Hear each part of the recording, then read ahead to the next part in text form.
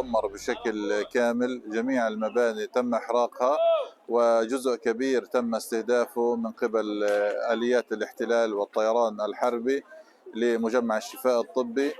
بهذه الشكل مجمع الشفاء الطبي انتهى إلى الأبد. I've never seen anything like this before in my life. It's constant work, and you constantly have to move around, fighting a lot of unsanitary conditions sometimes, unfortunately. Les forces armées israéliennes ont mis fin à leur raid sur l'hôpital Al-Shifa. Après un siège de 14 jours, elles laissent derrière elles des bâtiments détruits, ravagés. D'ailleurs, des dizaines de corps ont été retrouvés. Mon prochain invité revient d'un séjour de 15 jours dans la bande de Gaza. Christophe Oberlin est chirurgien, spécialiste de la microchirurgie et professeur de médecine, justement, en Palestine. Il est un habitué de l'hôpital Al-Shifa. Il est également connu pour ses prises de position politique sur le conflit israélo-palestinien. Je lui ai parlé un peu plus tôt. Docteur Oberlin, bonsoir et bienvenue à 24/60. Vous êtes tout juste de retour de Gaza, quelques heures à peine depuis votre retour. Bienvenue à 24/60. Et pouvez-vous nous parler de ce que vous avez vécu sur le terrain pendant ces 15 derniers jours? Alors, j'ai vécu sur le terrain pendant ces 15 derniers jours, mais c'est un endroit qui m'est très familier, puisque ça fait 20 ans maintenant, 20 années, que je vais opérer à moitié à l'hôpital Shifa, dont on parle tristement en ce moment, et à moitié à l'hôpital européen. Autrement dit, j'étais dans un terrain que je connaissais, avec des partenaires hospitaliers palestiniens qui me connaissent, qui travaillent avec moi. Ça me fait beaucoup de peine quand je vois. Oui. Ce magnifique bâtiment de chirurgie spécialisée, on faisait de la chirurgie cardiaque, thoracique, des transplantations rénales, de la chirurgie endoscopique, du cathétérisme cardiaque.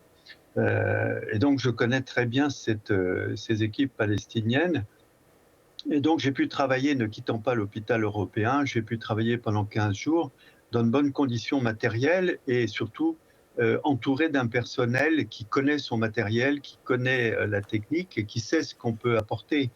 Donc, on a opéré 45 patients et disons qu'on a évité l'amputation d'un membre ou d'une main à un certain nombre de ces blessés. Parce que la chirurgie qu'on peut faire actuellement est une chirurgie assez sophistiquée, assez conservatrice. C'est paradoxal avec l'augmentation de la puissance des bombes, mais on peut le comprendre facilement. Les bombes sont extrêmement puissantes et tuent énormément sur place. La proportion de blessés par rapport aux tués varie de 2 à 1. Pour un mort, il y a 2 blessés, alors qu'au cours des affrontements précédents, pour un mort, il y avait 4 ou 6 blessés, vous voyez. Ceux, par contre, qui manquent énormément, et ça a été dit d'ailleurs par l'interlocuteur précédent que vous avez eu à Rafah, eh bien, ce sont des lits de soins de suite. Parce que finalement, l'hôpital est rempli de patients qui sont évidemment incapables de rentrer chez eux, non seulement parce qu'il n'y a plus de chez eux, mais c'est en même temps des patients qui ont des appareils, des fixateurs externes, qui ont les jambes immobilisées et qui sont au fond d'un lit, qui occupent un lit et on ne peut plus s'en débarrasser, si j'ose dire. Dans une récente entrevue à la presse écrite, vous avez déclaré « Ce qu'on voit sur le terrain, c'est de la pathologie de camps de concentration ». Vous avez été très ému tout à l'heure à la vue des images de l'hôpital Al-Shifa, complètement détruit. L'armée israélienne s'est retirée le 1er avril. Vous avez travaillé dans un hôpital européen qui, semble-t-il, semble épargné. Mais quelles sont les conditions, justement, de pratique pour les Palestiniens qui dépendaient de l'hôpital Al-Shifa et votre réaction à la destruction de cet hôpital, à ces attaques de l'armée israélienne? Écoutez, j'ai rencontré là-bas plusieurs de mes anciens élèves, puisque j'ai enseigné là-bas pendant des années. Et donc, on insiste, comme à la migration de tous les habitants de la bande de Gaza, on assiste à la migration des chirurgiens, des infirmiers, des chefs de bloc. Donc, on retrouve tout ce petit monde concentré dans un hôpital. Donc, il y a une qualité, une concentration de qualité du personnel palestinien qui était tout à fait remarquable. Par ailleurs, il y a une capacité de tous ces Palestiniens martyrisés d'échapper à l'effondrement.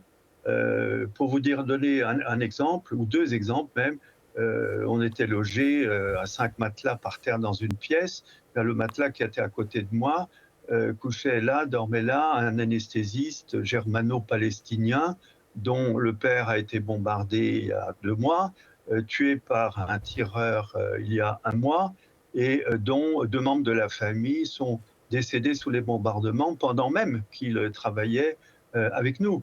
Et il n'a pas interrompu un jour son activité. J'ai rencontré un autre médecin anesthésiste que je connais depuis longtemps, qui avait perdu sa femme et l'un de ses enfants dans la semaine qui a précédé. Et ces gens-là sont toujours debout et ils vont travailler le matin. Ça, c'est assez remarquable. On ne déserte pas. Et c'est là où les Occidentaux et surtout les Israéliens font une erreur fondamentale, c'est que les Palestiniens n'ont pas le choix que de survivre, et ils survivent même mentalement dans leur tête. Donc ils sont là et ils ne bougeront pas. Vous êtes très engagé auprès des Palestiniens, vous l'avez mentionné, depuis plus de 20 ans, plusieurs séjours. Vous avez formé donc à l'école de médecine des chirurgiens, toute une génération de chirurgiens qui doivent se demander s'ils ont un avenir dans Gaza. Cela dit, est-ce que vous croyez que la communauté internationale fait assez pour mettre fin à cette guerre en ce moment? Bien entendu. Il n'y a pas, on pourrait dire pratiquement qu'il n'y a pas de catastrophe humanitaire à Gaza. La seule catastrophe est une catastrophe politique qui englobe toutes les autres catastrophes. Là, nous étions sur place. On parlait tout à l'heure de l'attaque de la région de Rafah et de ces camps, qui sera un véritable drame si ça se produit. Eh bien, nos amis chirurgiens palestiniens, qui connaissent bien, par exemple, les hôpitaux de campagne, qui ont été installés par différentes organisations, ces hôpitaux de campagne ont déjà commencé à déménager il y a déjà quelques jours. Ils sont en train de se concentrer dans un tout petit coin de la carte en bas et à gauche, au bord de la mer. Donc, la catastrophe, elle est absolument prévisible.